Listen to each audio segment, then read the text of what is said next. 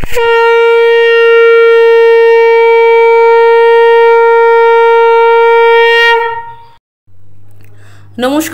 অমৃত সুরলহরীতে সবাইকে স্বাগত জানাই। আমি সুপ্রিয়া। আজ আপনাদেরকে শোনাবো যে ঠাকুর কল্পতরু, তাহলে আমরা তার কাছে চাইলেই শান্তি পাই না কেন, সুখ পাই না কেন? তাহলে দুঃখের কারণ কি? আমরা এই দুঃখ থেকে নিবৃত্তি পাই না কেন? আমরা সুখ শান্তি পাই না কেন ঈশ্বরকে ডেকেও? সেই আলোচনা আমরা এবার শুনবো। কিন্তু তার আগে আপনাদেরকে বলবো, আপনারা যদি চ্যানেলটি সাবস্ক্রাইব না করে থাকেন তাহলে অবশ্যই সাবস্ক্রাইব করে পাশে থাকুন এবং পুরো ভিডিওটা শুনুন এই সুন্দর আলোচনাটি শুনবার জন্য। এ প্রসঙ্গে অসাধারণ কিছু কথা বলেছেন পূজনীয় স্বামী ব্রহ্মানন্দজি মহারাজ, বলেছেন পূজনীয় স্বামী ভূতেশানন্দজি মহারাজ এবং শ্রদ্ধাপ্রাণা মাতাজি। আমাদের প্রাত্যহিক জীবনে সুখ দুঃখ মিলেমিশে থাকে। সুখের থেকে আমাদের জীবনে দুঃখের পরিমাণটাই বেশি। আমরা যখন দুঃখ যন্ত্রণায় কাতর হয়ে দিশেহারা হয়ে যাই, একটু শান্তি ও সুখের খোঁজ করি, তখন আমরা ঈশ্বরের কাছে প্রার্থনা করি। ঈশ্বর কল্পতরু, তিনি চাইলেই সব দিতে পারেন, কিন্তু তিনি দেন না। কেন? কেন তাকে ডেকেও আমরা সুখ শান্তির খোঁজ পাই না? চলুন শুনে নিই তাদের সেই অমৃত কথা। পূজনীয় স্বামী ভূতেশানন্দজি মহারাজ বলছেন, দুঃখ কি? দুঃখ যদি সবাইকে মহান করত, তবে তো রাস্তার ভিখারিরাও মহান হয়ে যেত। তোমার দুঃখ হলে তাকে তুমি ডাকো কি? দুঃখে যারা ঠাকুরকে ডাকে তারা ভাগ্যবান। বেশিরভাগই মাথা ঠোকে আর হাহুতাশ করে। ব্যাকুলতা কিসের জন্য? দুঃখ নিবৃত্তির জন্য ব্যাকুলতা থাকতে পারে, কিন্তু ভগবানের জন্য কজনের ব্যাকুলতা থাকে? দুঃখ কি? দুঃখ মানে অনিচ্ছনীয় একটা বস্তু আছে, সেটাই দুঃখ। তার থেকে নিবৃত্তি চাই। দুঃখকে নিয়ন্ত্রণ করতে পারলে হতো, কিন্তু নিয়ন্ত্রণ করা যায় না, কেউ পারেনি। কাজেই তুমি পারবে কি করে? নিয়ন্ত্রণ মানুষের হাতে থাকলে করা যেত। দুঃখ পেয়ে মানুষ বলে, হে ভগবান রক্ষে করো। তা না হলে বলে, যা হয় হোক। যতক্ষণ নিজে পারছ ততক্ষণ বলে না যে হে ভগবান রক্ষে করো। নিজে যখন হালে পানি না পেয়ে বলে হে ভগবান রক্ষে করো, তখন ভগবান রক্ষা করবেন।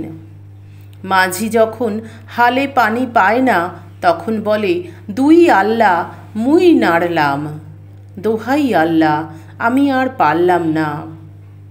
পারলে প্রতিকার করার চেষ্টা করতে হয়। আর মানুষ যখন খাবি খাচ্ছে, অর্থাৎ অক্সিজেন নিতে চেষ্টা করছে, তখন দুই আল্লাহ মুই নাড়লাম। অসাধারণ কথা না? আমাদের যখন দুঃখ আসে তখন খুব চেষ্টা করি নিজেরা ভারাক্রান্ত হয়ে, তখন গিয়ে ঈশ্বরের চরণে নিজেকে সমর্পণ করি। কিন্তু সেটা কখন? তার আগে আমরা নিজেরা চেষ্টা করি, নিজেরা বড়াই করি, সম্পূর্ণটা ঈশ্বরের ওপর নিজেদেরকে দিয়ে দিই না। সেজন্যই আমাদের এই দুঃখ যন্ত্রণা পেতে হয়। পূজনীয় স্বামী ব্রহ্মানন্দ মহারাজ বলছেন, ভগবান কল্পতরু, তার কাছে যে যা চায় সে তাই পায়।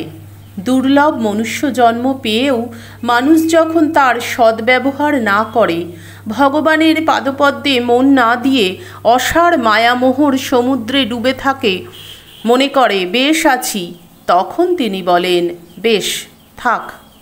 আবার যখন দুঃখ কষ্ট পেয়ে হায় হায় করে ভাবে এ জীবনে করলুম কি, তখন তিনি বলেন, করলি কি?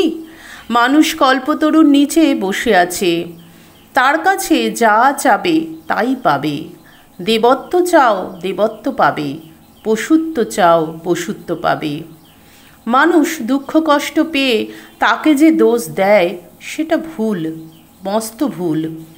তুমি নিজের পছন্দ মতো রাস্তা ঠিক করে নিয়ে তার ভালো মন্দ ফল ভোগ করছো, তার জন্য তাকে দোষ দিলে চলবে না।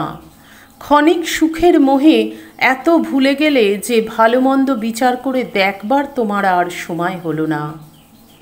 আগুনে হাত দিলে হাত পুড়বেই, সেটা আগুনের দোষ না তোমার দোষ? ঠাকুর বলতেন, প্রদীপের স্বভাব আলো দেওয়া। কেউ বা তাতে ভাত রাঁধছে, কেউ বা তাতে জাল জুয়াচুরি করছে, আবার কেউ বা তাতে ভাগবত পাঠ করছে। সে কি আলোর দোষ? সেই রকম ভগবান মানুষকে ভালো মন্দ দুটি রাস্তা দেখিয়ে দিয়েছেন। তোমার পছন্দ মতো সিলেক্ট করে নাও, অর্থাৎ পছন্দ করে নাও। যার যেমন ভাব তার তেমনি লাভ হবে। বিবেক বৈরাগ্য আশ্রয় করো, তাকে লাভ করে আনন্দের অধিকারী হবে। আর সংসারকে আশ্রয় করো, ওই জীবনে অল্প বিস্তর ক্ষণিক আনন্দ পাবে বটে, কিন্তু ভবিষ্যৎকে অন্ধকার সমুদ্রে ডুবিয়ে দিয়ে অনন্ত দুঃখ কষ্ট পাবার জন্য তৈরি থাকতে হবে। কেবল সুখটি চাই, দুঃখটি চাই না বললে চলবে না। একটাকে চাইলে আর একটা আসবেই, তুমি চাও আর নাই চাও।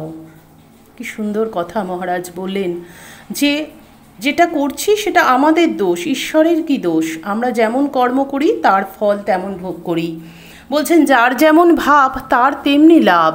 তুমি যদি বিবেক বৈরাগ্যকে আশ্রয় করো তাহলে আনন্দ পাবে, আর যদি সংসারকে আশ্রয় করো তাহলে তুমি ক্ষণিক আনন্দ সুখ পাবে বটে, কিন্তু তার মধ্যে দুঃখও থাকবে, অনন্ত দুঃখ তোমাকে ভোগ করতে হবে। শুধু সুখ ভোগ করবে, দুঃখটি চাইবে না তা বললে চলবে না, দুটোই তোমার মধ্যে থাকবে। তাই মহারাজ তার প্রতিকার বলছেন খেলা তো অনেকবার হয়েছে, এবার খেলা ফেলে মাকে ডাকো। দেখো না, যে ছেলেটা খেলা ভালোবাসে মা তাকে খেলনা দিয়ে ভুলিয়ে রাখেন, আর যে ছেলেটা খেলনা ভালোবাসে না, খেলতেও চায় না, মা তাকে সর্বদা কাছে কাছে রাখেন, কোলে করে বেড়ান। মার কোলে থাকা কত মজা, কত আনন্দ। যে মার কোলে থাকে সেই জানে।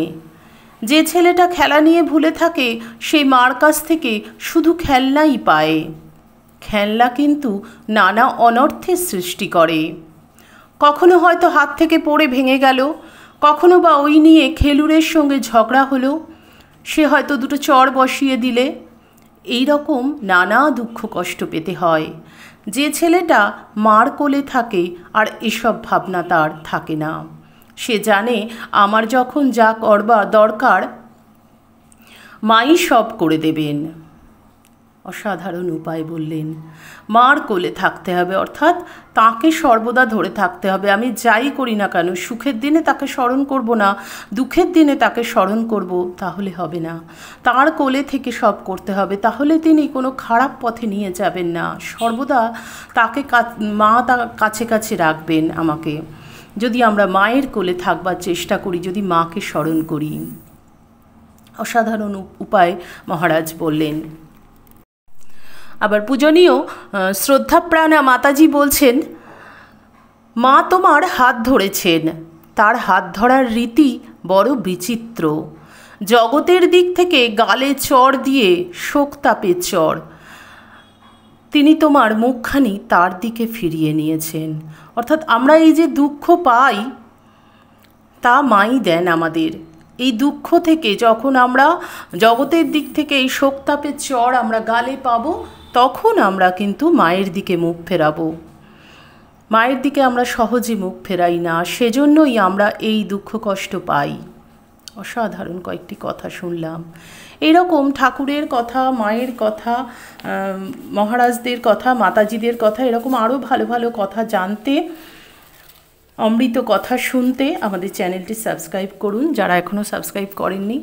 যারা সাবস্ক্রাইব করেছেন তাদেরকে অসংখ্য ধন্যবাদ। আজকের আলোচনা যদি ভালো লাগে অবশ্যই একটা লাইক দেবেন, কমেন্ট করবেন, বন্ধুদের মধ্যে শেয়ার করবেন। আজকের মতন এখানেই বিদায় নেব। ঠাকুর মায়ের চরণে প্রার্থনা করি আপনারা সকলে খুব ভালো থাকুন, সুস্থ থাকুন, সকলের মঙ্গল হোক, সকলের ভালো হোক। ঠাকুর মায়ের চরণে, সমস্ত মাতাজিদের চরণে প্রণাম জানিয়ে, মহারাজদের চরণে প্রণাম জানিয়ে আজকের ভিডিও এখানেই শেষ করছি। হরি ওম তৎসৎ। শ্রীরামকৃষ্ণ অর্পণমস্তু। জয় মা শারদেশ্বরী, জয় তু স্বামীজি মহারাজ।